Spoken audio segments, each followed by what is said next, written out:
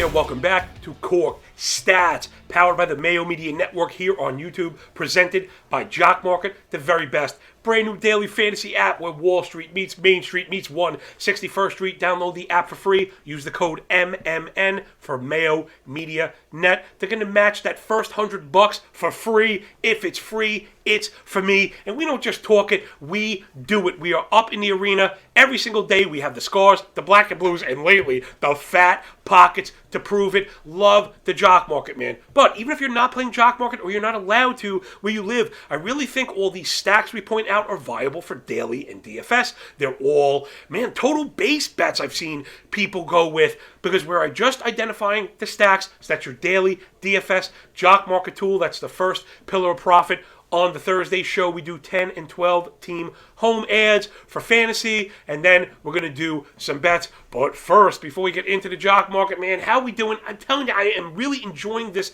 I know people are signing up because I can tell from the astute questions. I see you. We're working on things to really work for everybody. I think maybe like a live stream of like the opening bell might be really helpful to see people kind of get through maybe a bit more of the minutia. Jock MKT, really awesome. Again, we have top players on the board. Yawn. Oh! Well, actually, we had top players on the board in both slates because we gave you Profar in the morning and then Xander Bogaerts in the evening. Though Bogaerts finished third, he didn't finish first. We had three players in the top 10. Castellanos, we identified as part of the power stack. Stanton, we identified as part of the stack. And again, we are just rolling in the Jock MKT. And Big Johnny brought the receipts. There he is, Xander Bogaerts, Nick Castellanos, and Giancarlo Stanton, all in the top 10, all getting paid. And I loved this single DM that I got. Somebody said they basically ran out the same lineup in DFS and Jock MKT. They lost in DFS and they won in Jock MKT. And that's the difference. You could have a player pay up with a progressive offering, and that will boost the whole lineup. It's not a 10-team parlay. We're not going to do this every single day, but man, Jock MKT is the bomb. The second pillar, like I said, we're doing fantasy, and then the third, we're doing bets.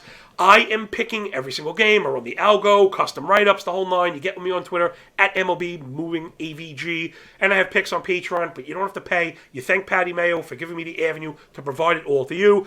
In the morning on this show, before I could do all that stuff, man, we're going to be doing a 3-team parlay, and I only like to give out stuff that's sustainable. So the idea is this: we're going to be looking for 3-team parlays that are between plus 500 and plus 600, and the idea is if we hit one a week, this will be a profitable venture, right? I'm not just throwing stuff at the wall and, hoping to get clicks. It's just not my style. We're in this to make money. I do this to keep my smoking hot wife around, the lights on, and my kids fed. Speaking of those bets, day number one, man, that Detroit game was a debacle, and we dropped it. But yesterday, we was back for more. Me, you, and the Cork Stats crew, buddy. There it goes. Miami with the dub. Houston, Texas with the under. Arizona, of course, you know me. I'm a cheapskate and conservative player. I told you I liked Arizona. I didn't want to be greedy. I thought they could win outright. They did, but we hit it with the run line, which is always a good way to play, especially if you're going to parlay. Oh, look at that. I'm a poet, and I didn't even know it. Bottom line is we're getting paid, everybody. Let's jump into the first pillar of profit and do some of those daily stacks. The first thing I wanted to mention, today is going to be a very tough day for a few reasons. First off is the schedule, right? So it's spread out throughout the day. I'm trying to not focus on stuff so early. I know there's audio-only listeners. Listen, rate, review, and subscribe to the podcast as well. Trying to make it as actionable for both of those kind of sections of people. I know some people catching this on the way home. I don't want them running to a board for a bet that's already happened. But today, most of the games are early. There were 0 9-run totals on the board. Think about that. 0. It's not a 3-game slate. I think there's 9 or 10 games tonight. There's not a single game with a 9-run total. Now, that may change by the time we get there, but really think about that. When it comes to Jock MKT and daily, all of the games are early except for 2, so it's a short slate later on. As much as I like Jock MKT, I'm not crazy about the late slates. I really try and get my prices, and if not, let it go. Think about it, right? Less players, kind of higher prices because the demand is more focused. So let's dive in. We're looking at some Reds against Nick Martinez. He's given up 5 home runs in 15 innings, though he's looked okay. He's got problem with the long ball. He misses up in the zone. Give me Tommy Pham, Nick Senzel, and how about Brandon Drury? Let's stop for a second. Brandon Drury was on the sheet yesterday, right? He was on the sheet yesterday with J.P. Crawford. What they have in common? Ding dong, bing bong, home run city. You got to get with us, man. And I'm not throwing out 100 names. I think there was maybe, I don't know, 15 names on that sheet. Maybe 20. I don't even think there were 20. And we had, half a dozen home runs. I mean, we are just killing it right now. We have the receipts to prove it. Let's go to Atlanta. Dirty. We were looking for righties on the Braves against Smiley. So give me Albies from the right side of the plate. Austin Riley, Adam Duvall, and Heredia. When it comes to Jock Market, I like to think in high, medium, and low settings. I would think the same thing applies for DFS, but even betting, right? We always want to think in terms of pricing. A guy like Albies and Riley could get up to that $7.50 per share. A guy like Duvall is probably more in that $5 to $5.50 share, and Heredia is probably down in that $3 to $3.50 share. Just trying to give you an idea of how I don't like to shake prices. I like to get my own pricing and let it play out. Tomorrow is another day. All right, we got the Baltimore Orioles against my boy Jameson Taillon. He's been a little rough against the power stick, so I think we're looking at Santander and Hayes. Both homered yesterday.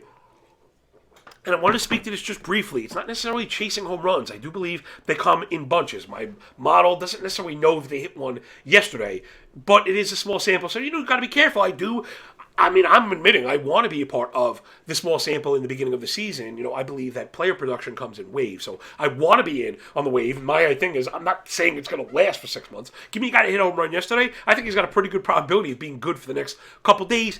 It's weird. People equate the production with player skill, and it's more about, for me, a guy hitting a home run yesterday, outside of being lucky if it's a player that I like or I think is good, it means he's healthy. And it means his timing is there. That's pretty much it. He's getting opportunities. What else could you ask for? All right, back to the stack, baby. Look, that poet. You didn't know it 2 times. Let's go round and bend one last time. This is the night slate. We're looking for Cardinals lefties against Humberto Castellanos. And I really just had Tommy Edman come up. If Carlson's going cheap, maybe him. But he hasn't even been great. He'll probably also get priced up. Really be careful in these late slates. That's where Jock Market not as good as DraftKings. Because in DraftKings, we get to keep those cheap prices. And in Jock Market, the free market, demand takes over when a player is popular. That price physically goes up, which I generally like. On a full slate, we let people have that. You could hold that Tomalo if you want, but us, we get paid on the low price guys in the short slates. There aren't many of those to be had, just because, like I said, that the focus kind of becomes more singular. So I think that'll do it for the early slate and the Jock Market. Follow up on Twitter. I'll get some names out there. We're gonna get those guys. We're gonna look to pay them cheap. Do not over leverage on the short slates. Tomorrow is another day. The $100 from the Jock Market promo is more than enough to get paid. All right, let's get into some fantasy stuff now. Listen, I really want this to matter. It's very hard to have an impactful fantasy show in, 8 minutes or whatever I have with this third. But I really want it to happen. I appreciate the feedback, and I've been trying to, volley it back to you. People said they were curious of some of the advanced stats we use. Every Wednesday, you get an advanced stat leaderboard, a piece of the advanced stat leaderboard. I'm doing different parts on different sides of the ball. So as you not only learn about players, you're learning about stats and how to apply these things. This is what really means the most to me, right? Breaking down tonight's games means nada tomorrow. But if I can leave you with a feather in the cap, that's what it's all about. And I really find people know who my followers are just from talking about them. You hear some of the terms dropped and they're like, whoa, just total take them back. All right, let's get into fantasy. Hopefully something you can use. Look at the graphics, man. I told you, I'm really trying to step up the production value here, man. I'm telling you, I never rest on my laurels. I truly believe this goes for everything. This is transcending betting and baseball. I truly believe you either get better or worse at everything every single day. And if you believe you stayed the same, the chances are you got worse. So I'm really just trying to step it up. Check it out. I made the graphic, I cut it out, I overlaid it, and now my big mouth is in the corner there shouting at you with, by the way, I don't know if the audio people can't see this, but the video people, I commented too on this. This is the OG original Cooperstown collection, like before Mitchell and S was even. That's how old it is. Parents dug this thing up out of the closet and actually fit. And I was like, yes, man, I got some fresh quote unquote Yankee gear that's only like 30 years old. All right, man. Sorry, I'm a cornball. Let's get back up into the edge. You can see the graphic on the screen, but I'm going to walk you through everybody. My 15 teamers out there. Some of these names, may be out there, may not. I think if any of these names are out there in 15-team leagues, to me, that's like an auto ad. As far as 10 and 12 goes, I tried to get guys that I think could be impactful. Some of them are injury replacements. Some of them are maybe looking a little bit forward. Let's jump onto it. Start behind the dish. I have 4 catchers here. I meant to put 3 players at each position, but I really must love catchers. And now there's probably a bit of strategy here. I'm sorry, excuse me, just 1 second. So, in 15-team leagues, catching plate appearances is everything. These guys are probably not around, though maybe Zach Collins is out there. He probably recently got added. In 12-teamers, I generally never pay up for a premium catcher. You can have that because I feel like there's not necessarily streaming options. Again, guys in the wave, right? So my idea of streaming, quote unquote, is like a 3 or 4 week stream, and then it might even stick. So I like Sean Murphy coming in. I thought the batting average could come back. I thought the power was real. The opportunities would be there. He's available in a lot of home leagues. You could definitely snatch up Sean Murphy. One last thing, they're not paying up for those big catchers is that if you paid for a big catcher and they're disappointed, and they're a disappointment, I should say, you're really not going to drop them. So you're kind of stuck with them. And if you have a fluid process with catching, then it's like whatever. You play Murphy, and if he stinks for a couple weeks, you move on to Collins, and if not, you move on to Stasi, and if not, you move on to Varsho. I've been noticing has been available in some home leagues. Snatch up Varsho if he's an eligible catcher. He's playing every single day, not at catcher. That's something that we'd like. There's also Christian Bethancourt, who was just on the outside of this looking in. I think he's an add in 15.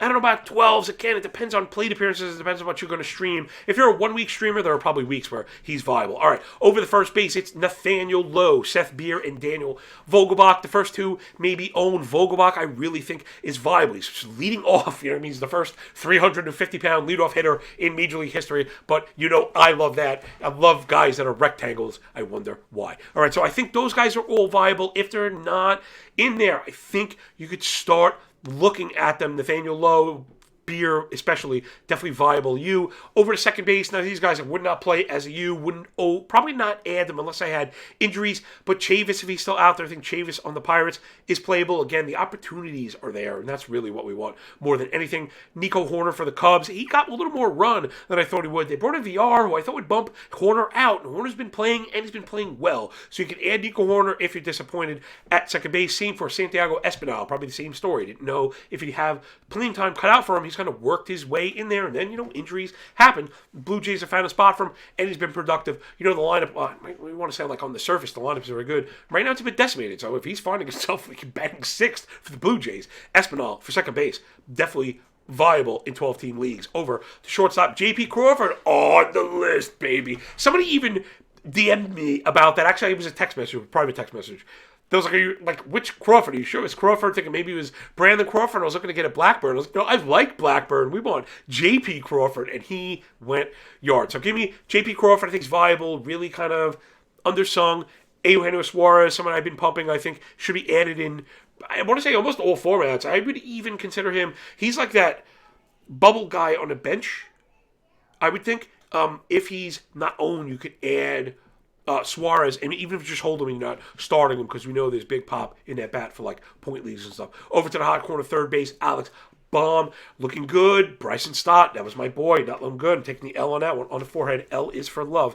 So Stott is out, Baum is in, and he's looking good. Right now, you got to play him.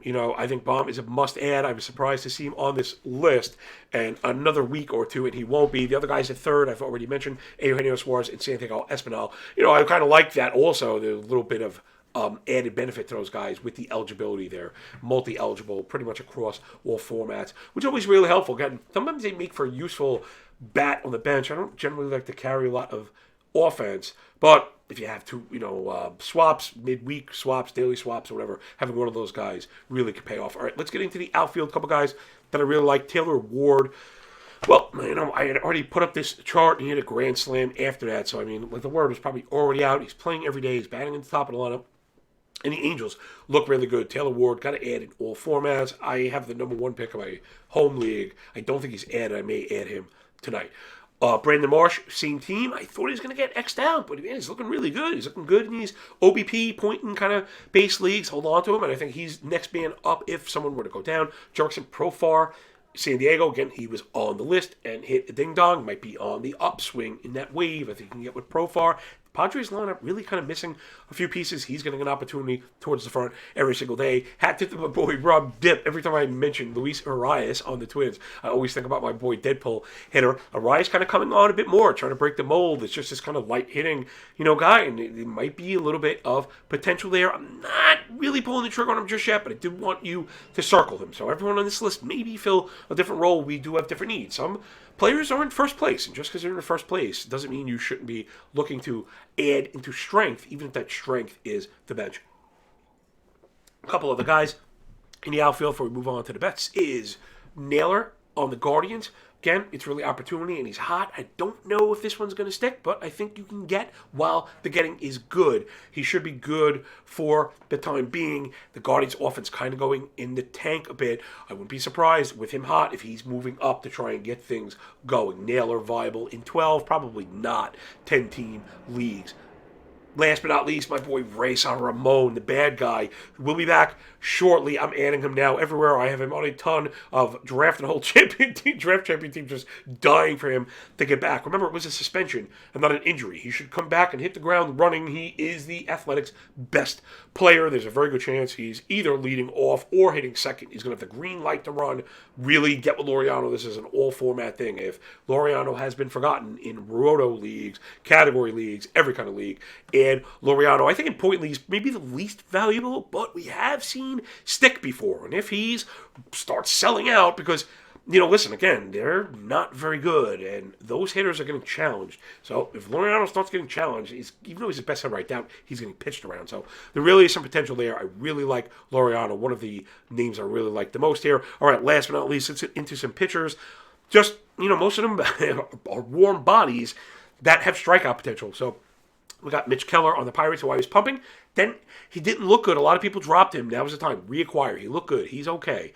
Got to be patient with these guys. Growth not being linear. It's also very early in the season. Next up, Bruce Zimmerman. I have to get a gold star on the big nose for that one. I was talking about Zimmerman in the offseason. He's on a plenty of my teams. He looks very good. He shut down some very good teams. Remember, new pitching org in Baltimore. So I know it's hard for us to say, oh, Baltimore pitchers are terrible.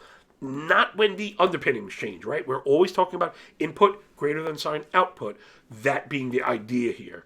So when they change the motor, we really shouldn't be surprised at a new top speed. I think that's maybe the best way, right, that I could put it. The outside may look the same, right? It's the same car we had, but it's souped up right now. We're ready to race, and Zimmerman looks really good. A couple guys look really good, man. People laughing about Jordan Lyles. He looks good as well. A couple guys adding miles an hour to the slider. That's what matters. Next up, Michael Pineda, who I like, got shelled yesterday, and that's fine. Add him. He's viable. He's going to be good for 5 innings at a time, pretty much every time he goes out there. Then Daniel Lynch, very highly touted prospect on that Royal pitching rotation. We didn't know who was going to emerge. He's been one of the guys that looks very good right now. Ignore those kind of general stats. That's exactly where I like to look for potential in young pitchers. Give me the young pitcher that had a 9 ERA in a small sample last year. Those are the people that the market ignores. Those are the guys that got a shot, probably had a lot of potential, got roughed up, working on things, and now we're back ready to go.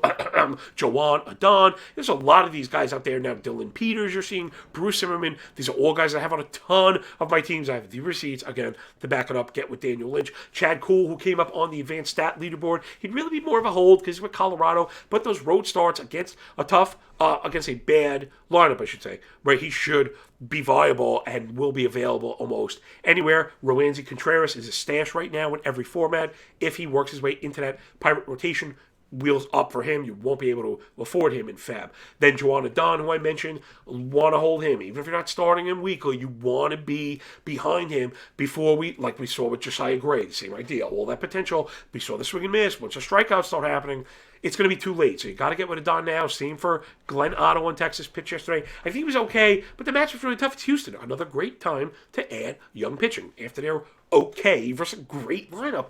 Otto was good. Get with Otto. There should be the opportunity in Texas for him to crack into the rotation. I believe he could stick. And for the last 4 guys, in particular, Lynch, Contreras, Adon, and Otto, if you're a keeper player, even not necessarily dynasty, these are guys you've got to add. These are guys I have on my teams that, just be ready. Keep them, stash them, store them, and hold them. Because in those keeper leagues, like I said, I'd rather not hold on to bats. I'd rather run a solid lineup out every single week and churn the bottom. Maybe there's a stick, like I said, multi-eligibility if there's lineup swaps. But outside of that, I'm really keeping it pretty tight. Then one reliever on the board, Jorge Lopez for the Orioles, is getting the looks all the time. And really, what else could you ask for? I guess I should add one more. Danny Jimenez for the A's. Trevino was out. It's COVID, right? And we don't know the severity. We don't know. It's been more than a couple days. So I don't know. I don't want to assume, but what I know is Jimenez is getting saves, and the A's are so bad that when they win, it's only by a run. So he's been good and shutting the door. You can get Lopez or Jimenez for the time being. In point leagues, listen, I like Sparps. I'm collecting Sparps and kind of rotating them and stuff like that. So, all right, there's your second pillar, some fantasy. Let's get with some bets today. And your first look parlay of the day. It's the Halos.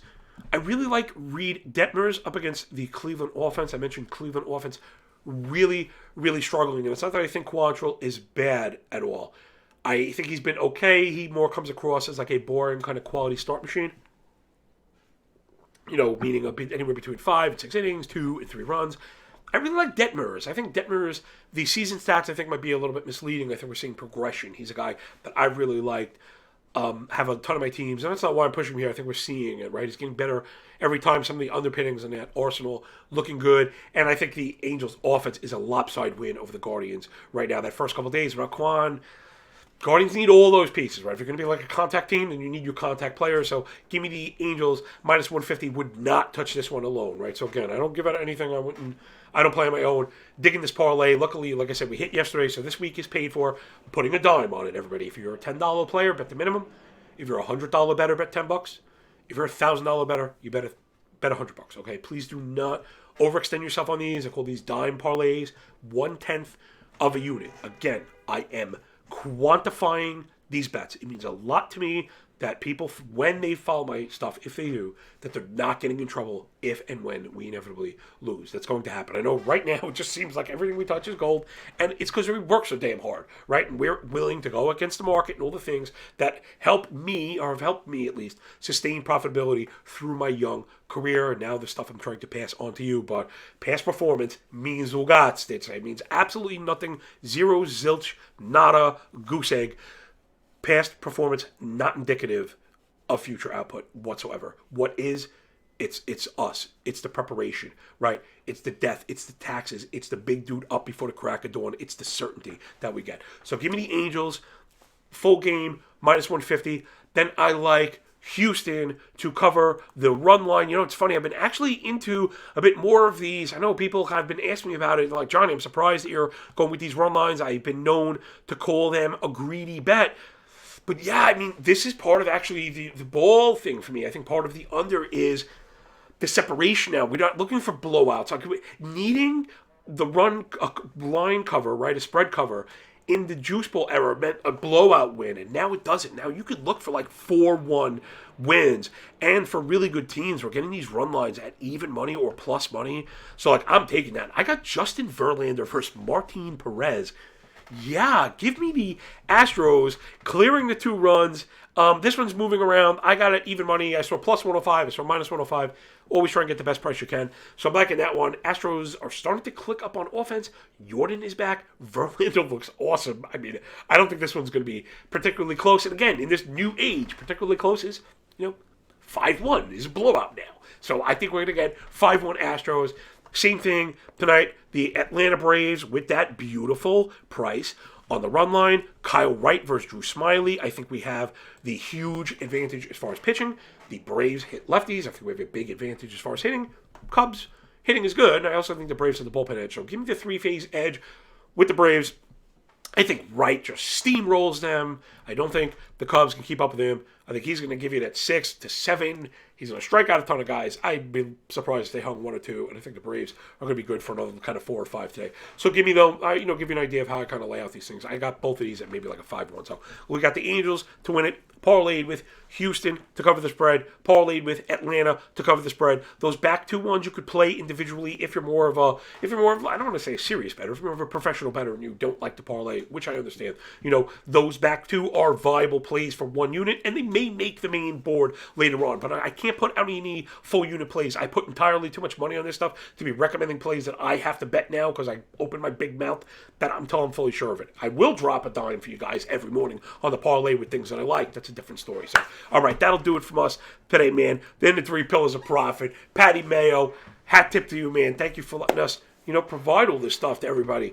Follow the Twitter handle through the rest of the day. Remember, Cork Stats is just the first brick in the building. You got to follow it up, though. Today's going to be very wonky. I'm not expecting very much action, if at all. I'm going to be looking to get a part of the early Jock Market slate because we did that work, but there's really not much going on. There's only 2 games. I'd rather hang out with my kids, and we'll hit them tomorrow, and we'll hit them hard with the full slate, the whole league. We're back. So thanks so much for picking up what we're putting down. Please download the Jock Market app for free. The code is MMN. They're going to give you that first $100. Get with us. You buy a share at a time of the top players on the board, and we're going to click away. Remember, Jock Market, there's no jackpot. I just cracked $3,600 yesterday for the first time, making new all-time highs. Myself, I'm doing this with you in real time. I started with $20 of promo cash. You have 5 times that kind of, cushion. So hit me up. We're going to make this money together. I'm in there every single day. MLB moving average in the Jock Market lobby. Look for me. That is me. With the black and blues, the big ugly face. That's me. I'm out there with you every single day. I would never leave you out there, man. Your money is my money. My time is your time. We are simpatico, man. I really mean that stuff. So love you all. Thank you for spending your time with us here. 25 minutes, man. I'm starting to stretch this thing. I'm going to start to clip it, but I really want the information to be good. So 3 pills of profit. Get me all day. MLB moving averages. Check it out on Patreon as well, but you don't pay. It's for free, and when it's free, it's for me. Take care, everybody, and remember, when you work this hard, man, come on, tell me it don't feel a lot less like luck. It does. You almost expect to not lose, but we'll have to get into losing another day. We want to talk about losing while we're winning. Another story for another day, of course, but remember, bet smart, everybody. I'll see you. Peace.